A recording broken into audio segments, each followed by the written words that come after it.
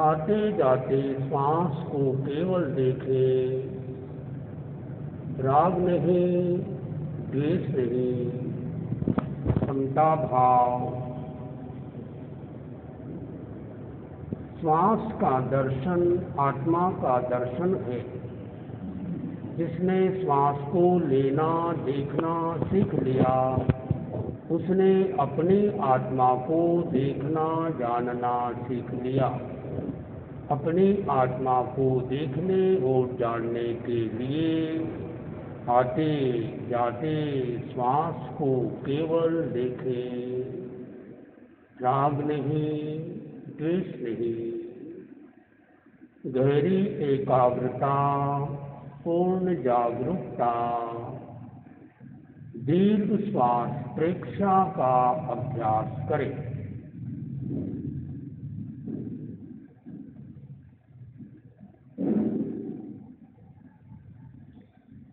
गर्मी के मौसम में चंद्रमा का ध्यान करना चाहिए।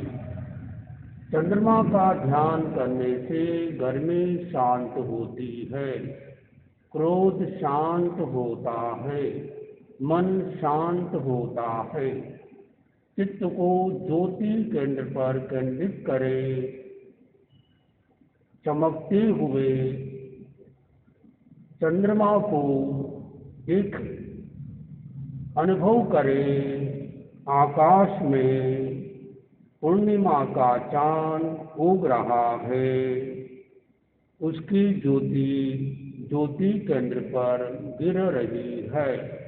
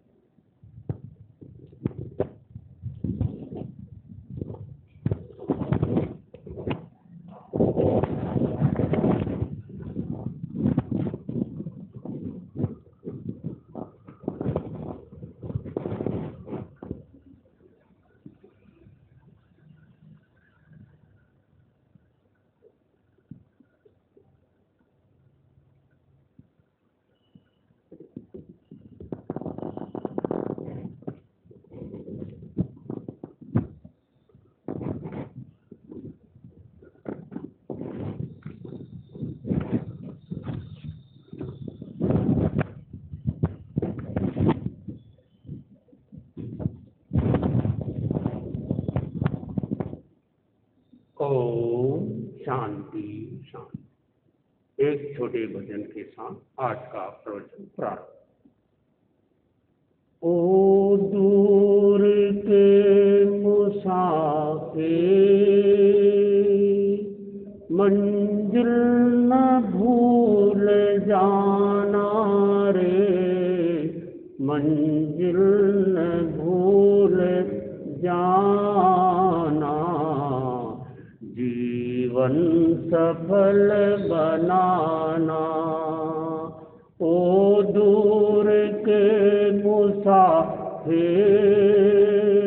मंजिल न भूल जाना रे, मंजिल न भूल जाना।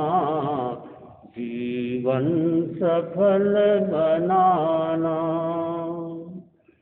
कांटों से यह भरी है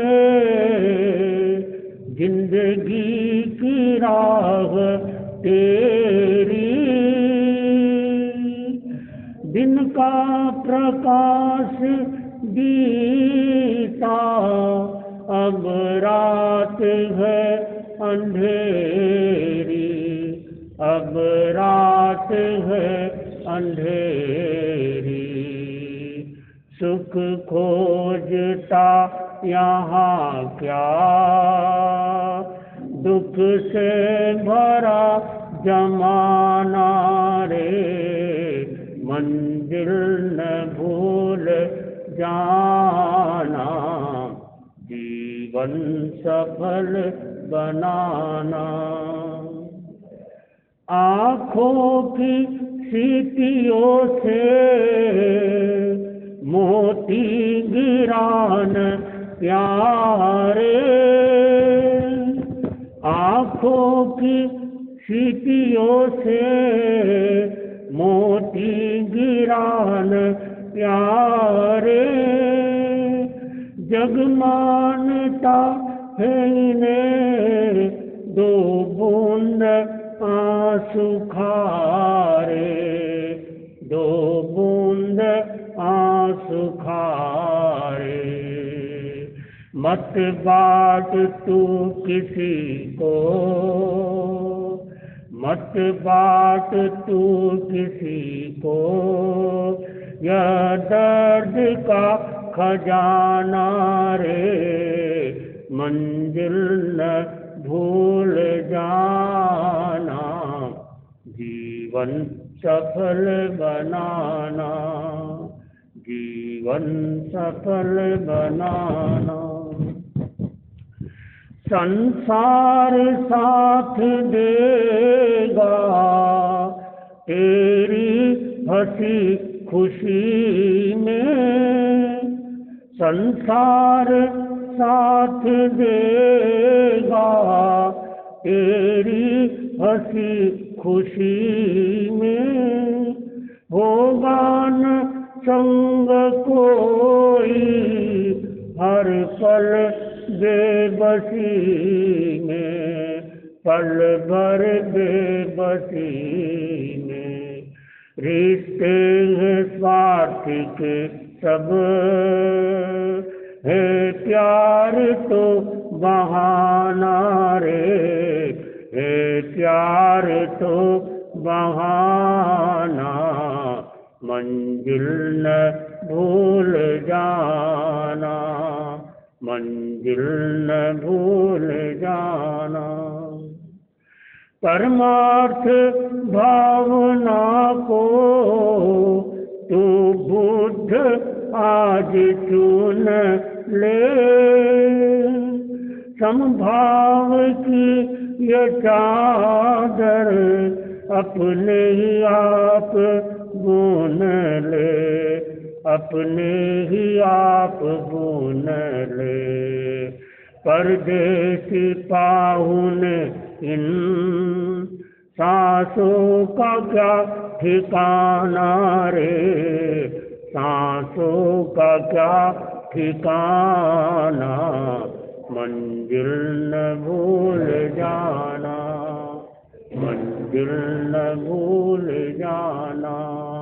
ओ दूर के मुसाफिर, मंजिल न भूल जाना रे, मंजिल न भूल जाना, जीवन सफल बनाना। श्रद्धा से नमन करें हम, तेरा अनुसरण करें हम, पल पल में स्मरण करें हम, महावीर स्वामी, महावीर स्वामी। ओंकार बिंदु संयुक्तम नित्यं ध्यायन्ति योगिनः, कामदं मोक्षदं चैव। ओंकाराय नमो नमः, ओंकाराय नमो नमः। चैत्ता भारहं वासं चक्रवर्ती महिद्यो, संति संति करे लोए पट्टो गई मणुत्तर। आराध्य के पावन चरणों में वंदन। अत्य विराजित शासन श्री मुनि श्री सुरेश कुमार जी स्वामी हरनावा, उनके परम सहयोगी संत मुनि श्री संबोध कुमार जी स्वामी मेधांश, धर्म प्रेमी भाइयों और बहनों, स्थानम सूत्र में भगवान महावीर स्वामी ने बात बताई अंतर क्रिया की। चौथे अध्ययन में अंतर क्रिया, कई तरह की क्रिया होती है। अंतर क्रिया भी होती है, बहिर् क्रिया भी होती है। अंतर क्रिया से व्यक्ति मोक्ष को प्राप्त होता है, मुक्ति की दिशा में आगे बढ़ता है। वो कल आपको बताया 4 तरह की अंतर क्रिया होती है। 4 तरह की साधना करने वाले लोग, जैसे पहली अंतर क्रिया अल्प वेदना और बहु साधु पर्याय।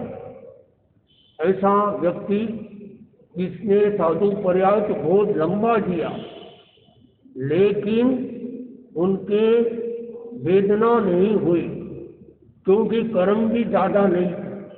तीनों बात, एक तो कर्म कम, दूसरा वेदना भी कम, और तीसरा साधुपना भी लंबा पाला गया और मोक्ष पधार गए। क्या नाम था पहले का नाम? कल 4 नाम बताए थे। पहली क्रिया वाले का नाम चक्रवर्ती भरत थे। भरत जी चक्रवर्ती 6 खंड के राजा हुए। तो उन्होंने जब ये पता चला कि मैं अब चक्रवर्ती बन गया हूँ, राजपाट कितना चलता रहेगा, अंत नहीं है, आदमी को चिंतन करना चाहिए, सोते सोते चिंतन करना चाहिए। कब तक सोता रहूँगा? खाते खाते चिंतन करना चाहिए, कब तक खाता रहूँगा? क्योंकि खाते खाते ही निकल गई सारी जिंदगी, बोझा ढोते ही निकल गई सारी जिंदगी, सोते सोते ही निकल गई सारी जिंदगी, सारी जिंदगी रे भैया सारी जिंदगी, सोते सोते ही निकल गई सारी जिंदगी। देखो हमारा कितना सारा समय सोने में चला जाता है। 24 घंटे में सबसे ज़्यादा समय किसमें जाता है? तो सोने में जाता है। अगर मानो कोई व्यक्ति 10 बजे, 11 बजे, 12 बजे सोया, तो सुबह कितने बजे उठता? देरी से सोएगा तो देरी से सोते। ऐसा नहीं हो सकता कि रात को लेट सोया और सुबह जल्दी उठ गया। जिसका अभ्यास हो गया अलग बात है। नॉर्मली बच्चे हैं जल्दी सो जाते हैं, कई अवस्था वाले लोग हैं जल्दी सो जाते हैं तो जल्दी उठ जाते हैं। तो देखो एवरेज में 24 घंटे में से 8 घंटा सोने में चला गया। अगर 8 घंटा सोने में चला गया तो ये कल्पना करो आप कि कोई व्यक्ति मानो 75 साल का हो तो कितना समय चला गया? एक दिन में 8 घंटा गया, यानी 1/3 जीवन सोने में चला गया। 25 साल, 75 साल में से 25 साल सोने में चला गया। फिर आम आदमी सोता है, हम भी सोते हैं, लेकिन साधु कौन? असुप्ता मुनि। मुनि कौन होता है? जो सोता नहीं। क्या मतलब नींद नहीं लेते? सोते हैं, लेकिन जागृत अवस्था में सोते। सोते भी तो ऐसा सोचते हैं कि सोते समय भी पाप कर्म का बंध न हो जाए। और कई संसारिक लोगों का सोते समय भी पाप कर्म का बंध हो जाता है, क्योंकि होश नहीं है, जागृत नहीं है, त्याग पहचान नहीं। और उपाय बताया, यदि आप भ्रष्ट हो और आपको सोते समय पाप कर्म का बंध न लगे, इसका क्या उपाय बता सकते आप? क्या तरीका है? रात को आप सो गए, आप भी सो गए, हम भी सो गए। हमारे सोने से तो पाप कर्म का बंद नहीं होता, लेकिन भ्रष्ट होते हुए भी आप लोग 18 पाप से बच सकते हैं। क्या तरीका? सोने के पहले एक दोहा बोल के सो। आहार शरीर उपजी पचको पाप 18। मरण पाऊं तो गो सिरे, जीऊं तो आगा। याद कर लेना, नोट कर लो, बहुत काम की चीज है, इमरजेंसी में बहुत काम आएगा। कभी आप गाड़ी में जा रहे हैं, एक्सीडेंट हो गया, कोई प्लेन क्रैश हो रहा है, आग लग गई है, अब बचने की संभावना नहीं है, ये दोहा बोल दो आप, एक प्रकार से आप साधु से भी आगे बढ़ गए। ऐसा ही संसार से भी बढ़कर आपने 18 पाप का त्याग कर दिया। क्या दोहा याद है? आहार, शरीर, उपधि, पचको पाप 18, मरण पाऊं तो गो सिरे, जीऊं तो आगा। आहार, शरीर, उपधि, उपधि उपकरण, उपधि कपड़े आते। आहार, शरीर, उपधि, पचको पाप 18, 18 पाप। और दूसरी लाइन, मरण पाऊं तो गो सिरे, मरण पाऊं तो गो सिरे। और अंतिम लाइन, अंतिम पद, जीऊं तो आगार, जीऊं तो आगार। इसका मीनिंग समझ लो, यानी रात को सोने के पहले जैसे पोषद में सोते, पोषद में वैसे सोना। पोषद में तो उपवास करना पड़ता है, इसे उपवास करने की जरूरत नहीं। दिन भर आपने खाना खाया, 1 बार 2 बार 3 बार दिन भर खाया, और शाम को ऐसे दोहा बोल के सो जाओ, अलग सोना, सिंगल सोना। तो इसमें आपने 18 पाप का त्याग कर दिया। और क्या त्याग कर दिया? आहार का त्याग कर दिया। आहार और शरीर, शरीर का भी त्याग कर दिया। अब शरीर की हम सार संभाल नहीं करेंगे। कब तक? सुबह तक। सुबह तक शरीर पर ममत्व नहीं रखेंगे, शरीर का ममत्व नहीं रखना शरीर के प्रति। यानी इस शरीर को स्नान नहीं कराना, शरीर को श्रृंगार नहीं कराना, शरीर को खिलाना नहीं, शरीर को पिलाना नहीं, ये सारे काम पाप के होते गृहस्थ की दृष्टि से। तो वो हम भी नहीं करते। रात को आप भी रात में मत करो, सोने के बाद तो जरूरत नहीं, लेकिन त्याग करके सोते हैं तो लाभ मिलेगा। आहार, शरीर, उपधि, पचको पाप 18, मरण पाऊं तो गो सिरे।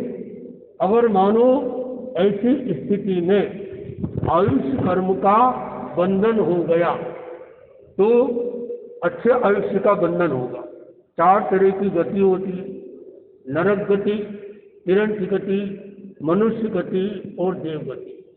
2 गति अच्छी है, 2 गति खराब है। ये जितने भी 25 बोल है, जितना भी तत्व ज्ञान है, तो आप देखेंगे इसमें कोई चीज जो संख्या वाली है, चाहे कोई भी चीज हो, चाहे आत्मा क्यों नहीं हो, आत्मा के 8 प्रकार, तो आप देखना 4 आत्मा अच्छी है, 4 आत्मा खराब है। 4 गति है, 2 गति अच्छी, 2 गति खराब। 4 ध्यान, 2 ध्यान अच्छे, 2 ध्यान खराब। 6 लेस्या, 3 लेस्या अच्छी, 3 लेस्या खराब। तो खराब को छोड़ना और अच्छी को अपनाना, ये है सार की बात। तो ये रात को सोते समय यदि आयुष कर्म का बंधन हो गया तो अच्छे आयुष का बंधन होगा। और मानो आयुष कर्म पूरा हो गया तो पक्का है आपकी सदगति हुई कि आप त्याग पचकान में संसारे में गए। तो ऐसा रोज भावना करो। कुछ आपका गया क्या? सोते तो हो आप, बस अलग सोना, सिंगल बिछोना किया।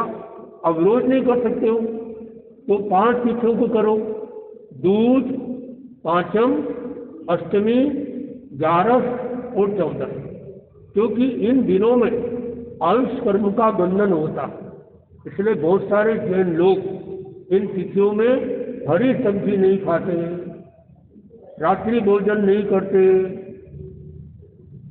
कई लोग तो कपड़े भी नहीं धोते, स्नान नहीं करते।